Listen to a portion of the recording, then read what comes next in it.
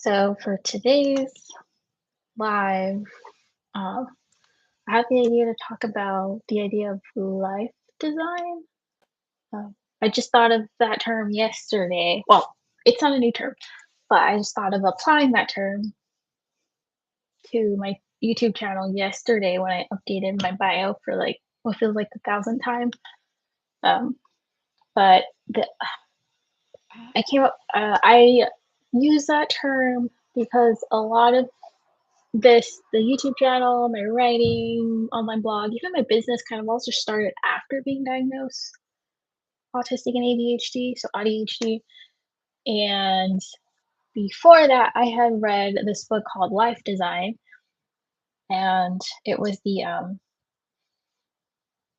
can't remember these specific details, and I probably should have just looked this up before. But like I said, I just came on here with just the idea to talk about.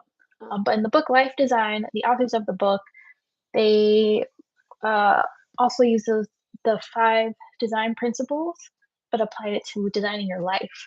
Or actually, I think it's called Design Your Life. But so they apply those principles to designing your life. And I read that book, really liked it. I remember writing in my journal about it.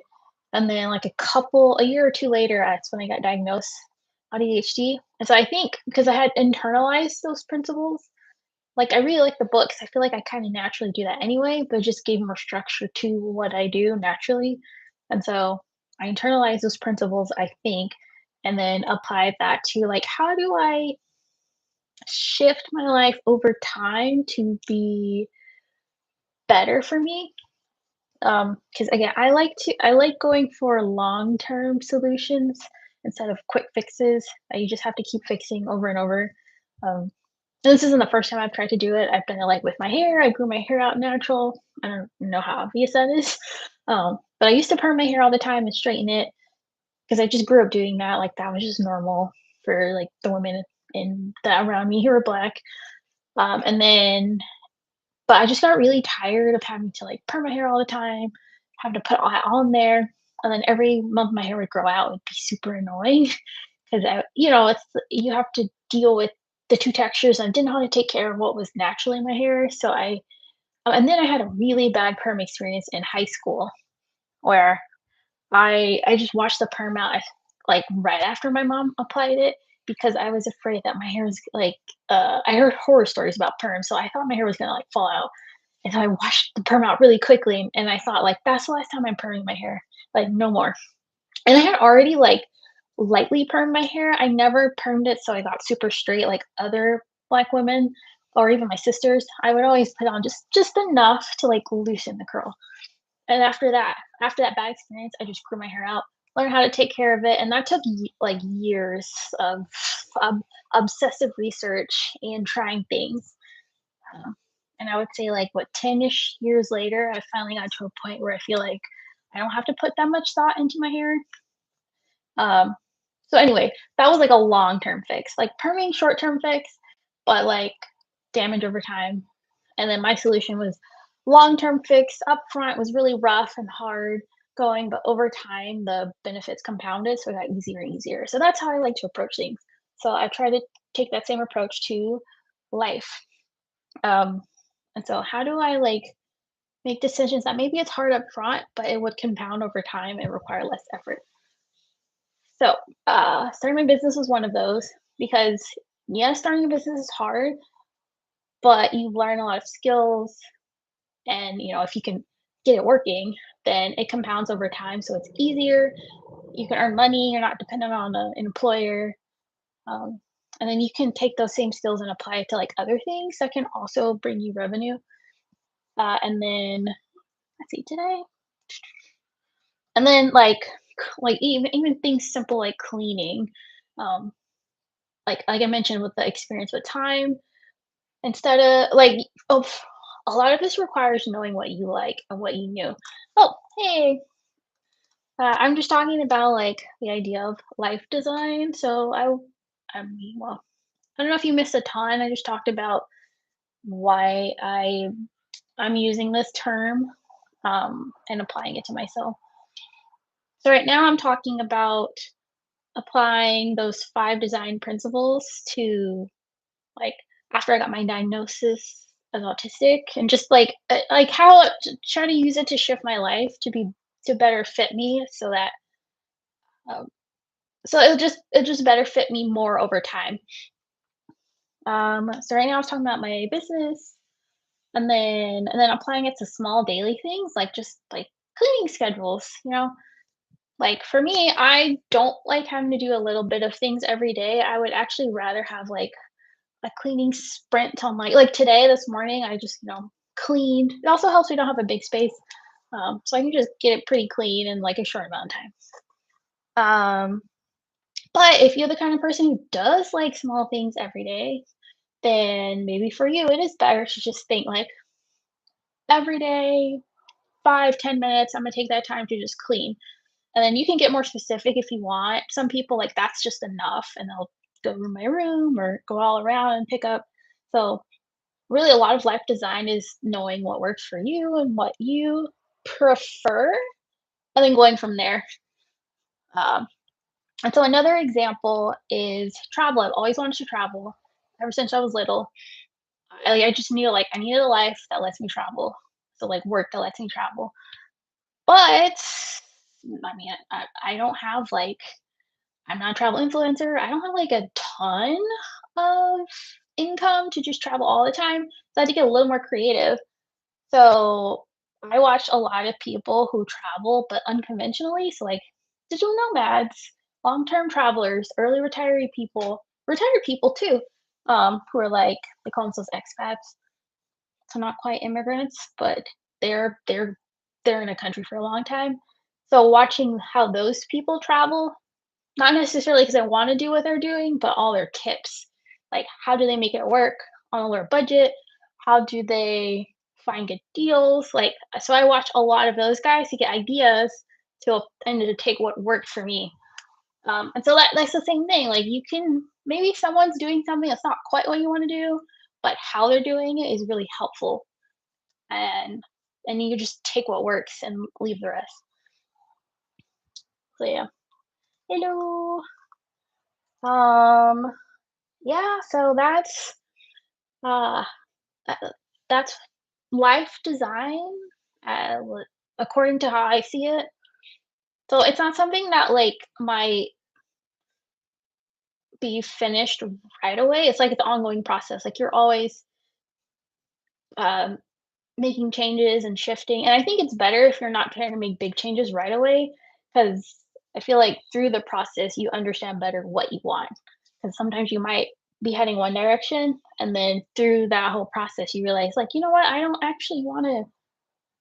want it to look exactly like this.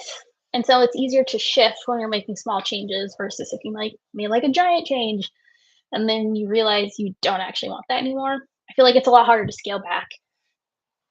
Because yeah, no one gets everything perfect. Like we're all, I don't know. It's hard to know exactly what something will look like until you get to it. Unless you know other people doing the exact same thing, then just see what they're doing and see if you like it or not. How's my accounting degree going? Oh, it's good. I finished like a month ago, like in early November.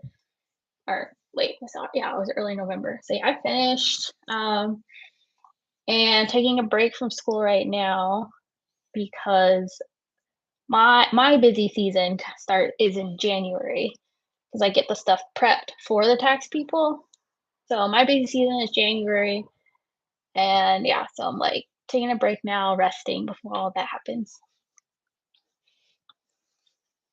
But yeah, so honestly, that was all I wanted to hop on and say for this today's little live. I've been pulling from, let's see, starting soon, any advice? It depends if you have no accounting experience versus if you have accounting experience. 'Cause if you have no accounting experience, what I've heard people do is they watch, um, like Tony Bell or Itspira. I really liked Itspira, but they watch those to get an idea of what to expect and to learn, like, the basics, debits and credits. Yeah, so no experience. Yeah, I that's what I would do. I had some experience, but when I first learned accounting and had no experience, that's what I did. I watched actually, no, I didn't watch those guys. I had no idea who they were. Those guys are really good though, Ed Spira and Tony Bell. But like I was starting like scratch, super beginner, no idea. So I actually watched oh, what was that guy's name? They mentioned him in the Reddit too. Let me see. He was like accounting. It's like a guy with an Australian accent. I do not remember the name of his channel though. Let's see. But he was really good. Like he was the one who helped me understand what debits and credits was without too much effort. I like people who help me learn things without a lot of effort.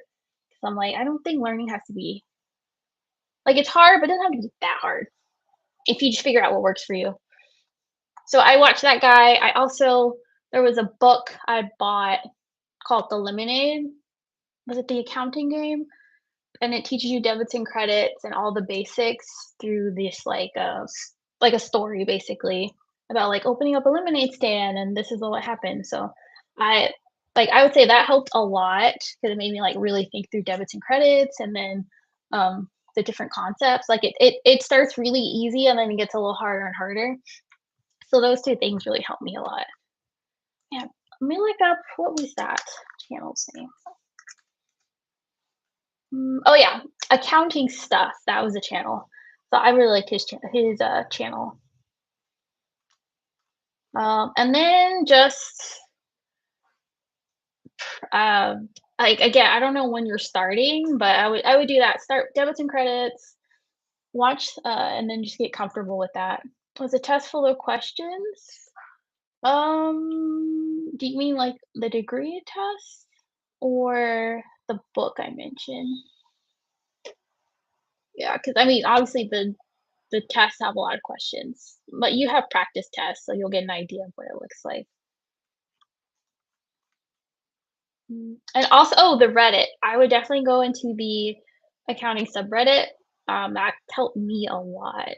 So, before I even started, I went in there, um, and I honestly, I had no system to it. I just went in from time to time and, like, read through people's posts.